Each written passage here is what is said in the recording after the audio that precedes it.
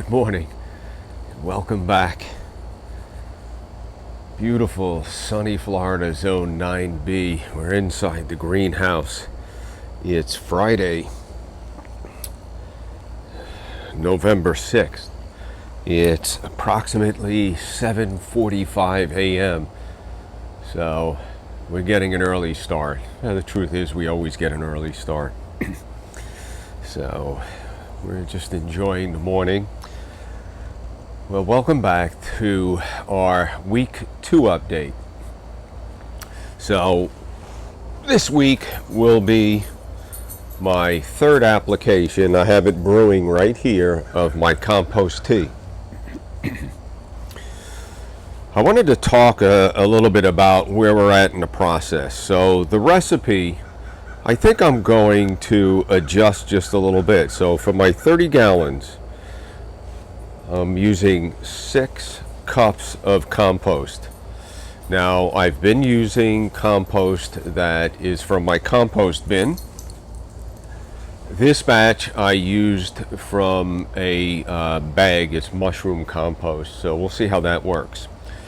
My fertilizer, it's a liquid fish fertilizer. I've been using 8 ounces for the 30 gallons. I've decided to reduce it to 6 ounces as long as I use the liquid kelp. So I'm going to also reduce that down to 6 ounces. If I don't have kelp, then I'll go with 12 ounces of the fish fertilizer. And I'm going to go also with 6 ounces of molasses. Now, for a 5-gallon bucket, which is typical for most home gardeners that may have just a couple of raised garden beds, I would recommend, based on what I'm seeing here, for my formula, I'd go with 1 cup of compost. And again, you could buy a bag of mushroom compost. I would go with 1 ounce of fish fertilizer, 1 ounce of the liquid kelp, or just 2 ounces of fish fertilizer and 1 ounce of the molasses. Again, I would assume that you don't have an aerating pump. Hand stir it. Do that a couple of times a day if possible, and within 48 hours you should be good. If you do have a small fish pump, the aerator, you could use that. I mean, probably something for around the $10 mark with some type of bubbler. You should be good and have 5 gallons. Now, my results. What am I seeing so far? Well, if you can see this here, hopefully it's in focus of the camera. The leaves on the plants, whether it's the tomato plants, the broccoli rabe, beets, kale, Swiss chard, radishes, I definitely see a difference in the leaves. They look much healthier, and the growth rate appears to be faster now that I'm using the compost tea.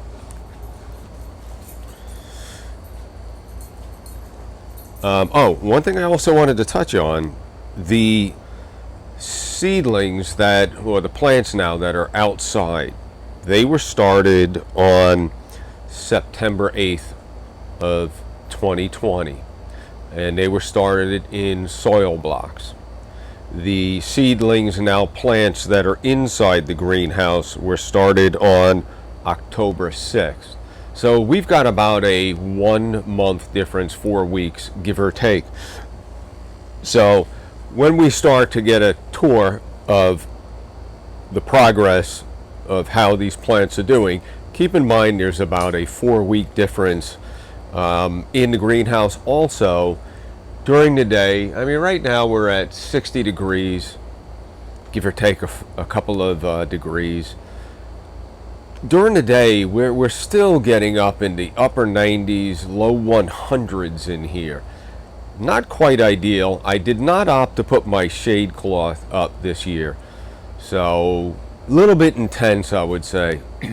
Outside, we're looking at evening lows in the 50s, and the daytime highs are low to mid 80s. Precipitation is down quite a bit, but I do have my MaxiJet micro irrigation going. So Let me enjoy my cappuccino, and in a few minutes, Primo and I will take you outside, and then we'll come back inside the greenhouse and finish up. So thanks for tuning in to watch this update. I hope you're finding it helpful, and we'll go take a look at how things are growing on. As I'm heading towards my birdies raised garden beds outside, first stop we're going to make is at this tomato plant.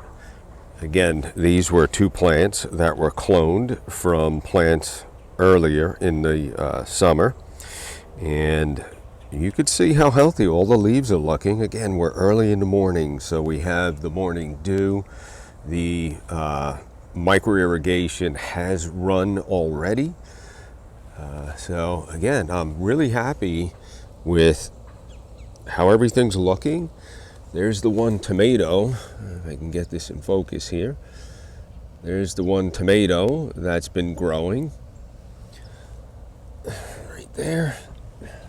And we have new flowers starting, so we'll keep an eye on the progress. Again, that's the tomato plant. How beautiful are those marigolds? Those were all started from seed. Now, these are Roma tomato plants. They were all started from seed in soil blocks. This is the group that would have been from September. And they're looking good. I'm very happy with the results. I need to trim some of the bottom leaves. I don't like them that close to the soil, the compost down there, because you could see when it splashes up, you start to get some unhealthy looking leaves. But again, looking real good. More marigolds. Again, this is all getting the compost tea. Here is my rosemary. Again, both plants, different varieties, are thriving with the compost tea. Finally, before we get into the birdies raised garden beds, this is a black Suriname cherry tree. Since I've been applying the compost tea, I mean, this thing is just loaded up with the blossoms, and yesterday Stacy got to eat one of the cherries. That one's mine for today. Okay, we're stopping off at a beet in the Birdie's raised garden bed. Look at how healthy those leaves are. I'm going to harvest some of these leaves and we'll incorporate those into our sauteed greens. Coming up over here, if I can get around the hoop, that's a Swiss chard, and there's a kale plant. So the growth is looking real good. The color of the leaves, everything's looking nice and healthy. Now the real star, the broccoli rabe. Now today I'm going to harvest a lot of these outer leaves. I've way overplanted this. If I step back, you can see that's just not healthy for them. So I'm going to trim off a lot of those outer leaves, and I'm going to saute it down. And tomorrow I'm making some pizza in my wood-fired oven. I'm going to put some of the sauteed broccoli rabe on a pizza. So again, it's hard to argue with these results. I mean, if you've been watching along, now I get it, they would grow normally, but they appear very healthy. I had a lot of leaves that look like they were nutrient deficient, and now I'm seeing leaves that are a very vibrant green. The taste is outstanding. If you like your bitter greens, this is a fast growing variety, being broccoli rabe. My germination rate was probably at 100. I've just shifted around to the front of the bed that has the broccoli rabe, and these are the beets. So if you can look at the growth, I mean, these things have easily doubled, if not tripled in size since my first application. Again, remember, we're working on application number 3 today. I'll be putting that down after I film this. So you be the judge. Finally, this is my longevity spinach. I'll try and step back. It's tough to get this all in. I've been putting the compost tea on this, and here's what I'm seeing. I mean, look at how high this is. I've got to step inside, but look at that. I mean, if I stand that up, that's at about the 3-foot mark. It's taken over the whole back area. I used to have 2.5, 3 feet between this plant and the fence. Look at that. I mean, talk about a superfood that, come on, that was maybe a $7 plant last October. It made it through the winter. Oh, look at this. Now the compost tea is getting in this too, but look at the flowers on this cranberry hibiscus. This is a red Turks Cap Hibiscus, again, getting compost tea. Check it out. I have never seen this many flowers on. I'll step back so you get a little bit better perspective. That's huge. What did you think of those results so far? All right? Pretty cool. So I just wanted to sit for a minute. It's really getting nice. We're almost 70 degrees in the greenhouse. I wanted to just take a minute, soak up a little bit of this beautiful weather, and we'll go ahead and we'll take a look at how things are growing inside the greenhouse. First stop we're going to make is the broccoli rabe in the grow bag. Now, remember, there's about a 4-week difference. Last week, they were looking okay, but I was getting a little concerned because of the heat. This week, they're really coming on strong. These are I think they're like a chocolate cherry tomato. They were a gift from my neighbor. Primo wants my attention. So I just transplanted those, and they haven't gotten any compost tea yet. These are the 2 squash plants. I believe I showed you those last week.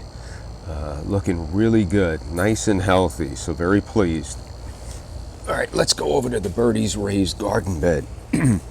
Now, this is the broccoli rabe. I've just started to prick out and transplant, so I'm thinning out what I have over to the left side of this bed. Clearly it's going to be way overcrowded based on what I'm seeing outside. My fennel plants, not overly impressed. There's my tomato plant though. That's looking good. The leaves look nice and healthy. So far. Now remember, these fennel seeds, these plants were started by direct sow. These are the radishes. Now we're starting to see the growth really pick up here. The leaves look nice and healthy. And I probably need to thin them out. I've got 3 to 4 in a bunch. I'm probably going to thin them out. These are the carrots. They're doing okay, but remember, these were direct sowed. I've transplanted 2 of the broccoli rabe from right here. So in a little bit, I'm going to thin out anywhere like here where I've got 2 plants. As I pull it out, let's see if I can do it here. So if I yeah, look, so hopefully, yeah, look at that. See, we're getting a nice root. Okay, so what I'm going to do is push that down a little bit more. We'll plant this one right over here. I'm just making a little divot, almost like you would with a dibbler, and we'll go put that in and just push it on down. So that's referred to as the pricking method. You could learn more about that by checking out Charles Dowding. Okay, so again, another Roma. These are Roma tomato plants, looking good. Let's go over to this raised bed. Now, these plants, the fennel and Swiss chard, were started in soil blocks. So unlike the other bed, these were not direct sowed, and I would say I'm getting a better result. So there's another takeaway here. Start your seeds in a soil block. The beets are doing okay, I believe. I'm going to thin these out as well. I don't know, I mean, I should get away with 3 or 4, but I'm not seeing a whole lot of growth, so I'm going to try pricking some out, and if they survive, I'll transplant it, but regardless, I'm going to thin it out. There's more fennel. Again, looking really good, and there's another tomato plant. So those are the results after 2 applications. So we will go ahead and put our 3rd application down today, and we'll see you all back here in a week.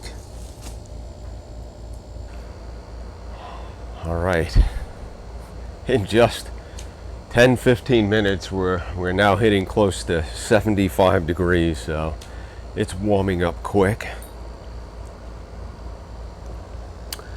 Well, there you have it. This is our week 2 update on our organic compost tea. Again, as you can see, we're starting to tweak the recipe a little bit, trying to make it a little bit more cost effective. So I'm going to push those limits on what's just enough of the fertilizer, molasses, kelp, in an effort to keep the cost down. So I really want to thank you for following on this journey. I hope it's inspiring you guys, and this is very rewarding. We'll be back next Friday for our week 3 update, and that would then be our 4th application. And going forward, my tower gardens, I'm going to start to get those into production. I'm going to start with 1, so you can look forward to a video soon, probably within the next couple of weeks, on setting up the tower, mixing up the initial batch of the grow solution. And so that's where we're at. So we're going to sit here for a few more minutes and just enjoy this time. It's nice and quiet. It's very peaceful. So thanks again for watching, and we'll see you next Friday back here at the greenhouse. Remember, leave me alone. I'm busy farming.